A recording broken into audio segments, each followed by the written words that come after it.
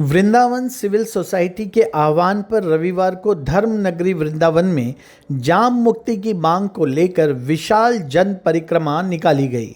एक परिक्रमा प्रशासन के नाम मुहिम के अंतर्गत आयोजित इस जन आंदोलन में स्थानीय बच्चे, वृद्ध, महिलाएं, पुरुष सहित समाज के विभिन्न वर्गों के लोगों ने उत्साहपूर्वक सहभागिता की।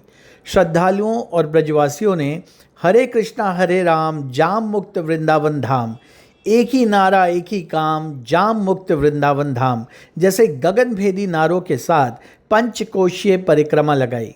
लोगों के हाथों में नहीं चाहिए सड़कों पर ई रिक्शा, जाम मुक्त हो हमारा वृंदावन, जाम के झाम से हमें बचाओ लिखी तख्तियाँ थीं।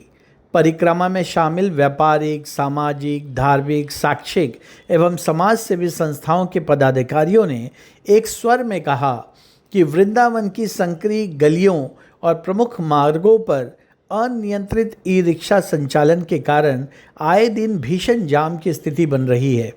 इससे स्थानीय नागरिकों, श्रद्धालुओं और आपातकालीन सेवाओं को भारी परेशानी का सामना करना पड़ रहा है। लोगों का कहना था कि वृंदावन की पहचान उसकी आध्यात्मिकता और शांत वातावरण से है, लेकिन आज जाम और अव्यवस्थित यातायात ने लोगों का जीवन दूभर कर दिया है।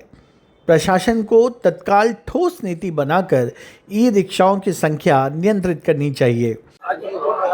आज जो सिविल सोसाइटी के द्वारा एक परिक्रमा प्रशासन के नाम जो लगाई गई है, जाम मुक्ति को लेकर लगाई गई है, वृंदावन में इतनी भयंकर जाम की स्थिति पैदा हो चुकी है। इससे वृंदावन का जनमानस, बाहर से आने वाले यात्री सारे परेशान हैं।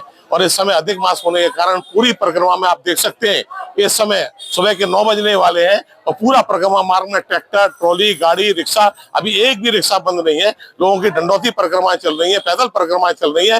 बड़े अफसोस की बात है, हम प्रशासनिक अधिकारियों को हम आगाह करते परेशान हो गए, लेकिन वो एक दूसरे पर टालते रहे। नगर निगम वाले कहते हैं ये काम ट्रैफिक विभाग का है, ट्रैफिक विभाग वाले कहते हैं ये विभाग आरटीओ विभाग का है, आरटीओ वाले कहते हैं ये पुलिस का विभाग का कार्य है। अब किसके पास जाए? चारों लोगों में सामंजस्य नहीं है। हमने कल परसों सिटी मजिस्ट्रेट साहब ने भी हमको आश्वासन दिया है, सिटी मजिस्ट्रेट साहब ने भी आश्वासन दिया है कि मैं सबको बैठक बुला के इसको हमको कराऊंगा। इसीलिए हमने बहुत दिन आगे पहले से ये घोषणा कर रखी थी कि वृंदावन में एक परिक्रमा जो है प्रशासन के नाम की जाएगी, जिससे कि वृंदावन में जाम मुक्त हो सके। परिक्रमा मार्ग श्रद्धालुओं की आस्था का केंद्र है। यहाँ लगातार लगने वाले जाम से श्रद्धालुओं की भावना आहत होती है।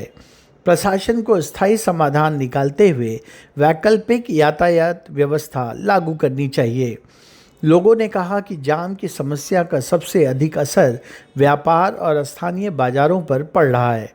बाहर से आने वाले श्रद्धालु घंटों जाम में फंसे रहते हैं, जिससे वृंदावन की छवि भी प्रभावित हो रही है।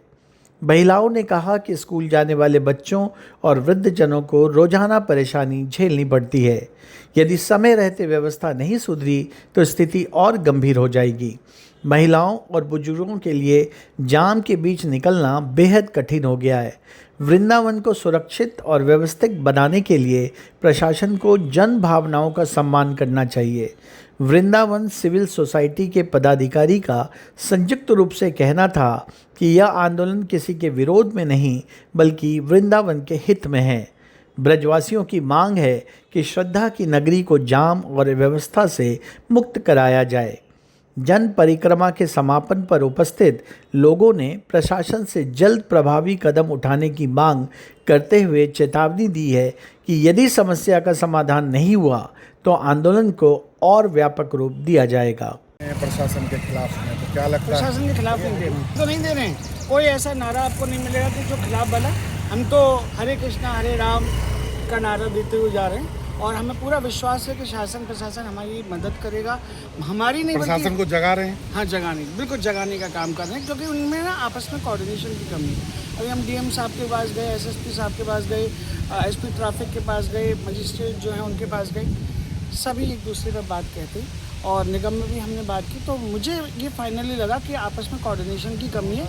अगर ये कोऑर्डिनेशन करे और इच्छा शक्ति अगर हो तो काम आसान से हो सकता है। और आप देखिए कितने बड़े बड़े टैंकर चल रहे हैं, गाड़ियाँ चल रही हैं और अधिक मास है। तो मेरे अंदाज से इन सब चीज़ों पर लगाम लगनी चाहिए। और आज आप लोगों ने परिक्रमा दिया तो रोड परिक्रमा में रेती भी बिछाई हुई है, क्या वो सही थी? सच बात तो ये कि जो रेती बिछाई थी वो उड़ गई, ठीक है। अब पानी डाला जा रहा है, अब कितना ही पानी डालो उसका कोई फ़ायदा नहीं है। जब पहले आपने फुटपाथ बनाया था मिट्टी का है, अगर उसमें बालू डाल देते तो शायद बहुत अच्छा होता। मुझे लगता है प्लानिंग की भी कुछ कमी है।